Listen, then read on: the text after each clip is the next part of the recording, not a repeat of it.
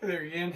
I had another question come in from homework from lesson 6.2, so I wanted to take the time to make a quick video to fill you in on that. So question number 58 from lesson 6.2, talking about a awning on a building. It says a retractable awning above a patio door lowers at an angle of 50 degrees from the exterior wall at a height of 10 feet above the ground.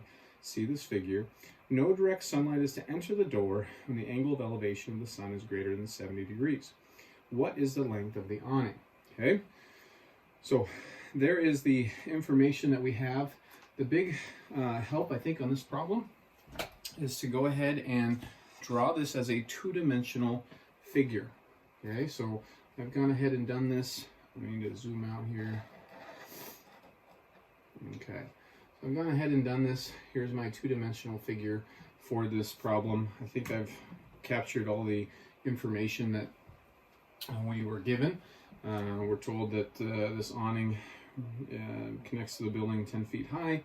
We're told that this angle down here where the sun will anything greater than 70 degrees. So if the sun was right here, notice the doorway would still be in the shade. So that's what they're talking about, and then we have this 50-degree angle that this awning comes down from the building. So that is the profile picture of this, and so now, just like on the last problem that I did for you guys, I encourage us to right now just start saying, what is it that we know? Okay, so right away I see a parallel line right here, a set of parallel lines, and here's a transversal. So I know that alternate interior angles are congruent. So that has to be 70 degrees, okay? In this little triangle right here that involves x, I now know two angles, so I can find the third angle. So if I use the triangle sum theorem, I have 120 degrees here, so I'm left with 60 degrees for that angle, okay? I also know that this is 20 degrees right here because those two make a right angle, so they're complementary. This would be a right angle right here. Let's see here. We could also say that this angle, here's another parallel line to go with this. So this angle would be 70. There's a right angle. Okay. I'm sure there's even other things, like I can get into this triangle right here and I could say that this is 40 degrees. And if that's 40, then this is 50. Here's another set of alternate interior. Okay, I know that's small and everything. But there is some pieces of information that we know. Okay, so what we need, we need to get a distance. Right now we have one distance, and I want to get a distance that's somehow related to a triangle that has this side part of it. Okay, so what I was thinking is using just basic trigonometry, we can solve for this side right here. Okay, on this big right triangle, okay, that is the side that's, say, across from the 20-degree angle. And then I know the adjacent side, so I'm going to go ahead and use tangent. I can say that tangent of 20 degrees is equal to opposite over adjacent, y over 10. Thus, y is 10 tangent 20 degrees. Okay, so I'm going to go ahead and store that on my calculator and even call it y. Okay, so I'm going to go ahead and say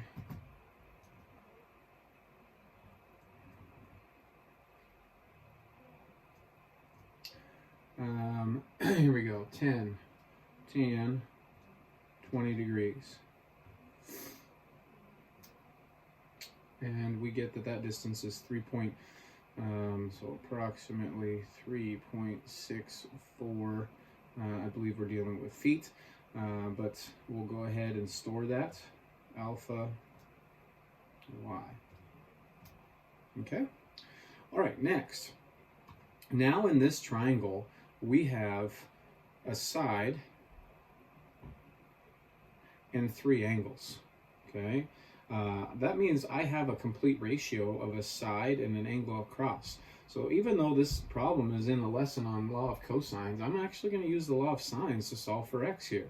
I'm going to go ahead and say, well, x divided by the angle across, and this triangle right here, this oblique triangle across from it is 70 degrees. So I'm going to say x over the sine of 70 degrees equals y, which I know, over, it's this angle across, the sine of 60 degrees. Okay, so I'm going to go ahead and solve for x, which is our unknown, and again, in solving these proportions, the unknown value equals the product of the complete diagonal, so that would be my y sine of 70 degrees divided by my known value in the incomplete diagonal, so divided by sine of 60. And so we get, for the length of this awning, let me slide this way to get this on the screen. Here we go. Let's go up above that. So, all right, we get y, alpha, y, sine 70 divides sine 60.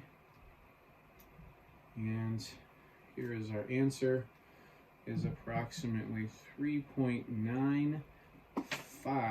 And then once again, our units, let me double check, I'm pretty sure we're dealing with feet. Yes, we are. So that would be how long that awning needs to be. Okay, so hopefully that helped. It's a good question. It can be a little tricky, especially looking at that picture and thinking about all the different angles that are in there. But once again, just like we did on the last problem, I highly recommend that you take the time to write out what it is you know before just trying to seek out what it is we're trying to find. So hopefully that helped. Once again, if this is the last video between now and spring break, enjoy your spring break, and we'll catch you on the Monday after. So talk to you later.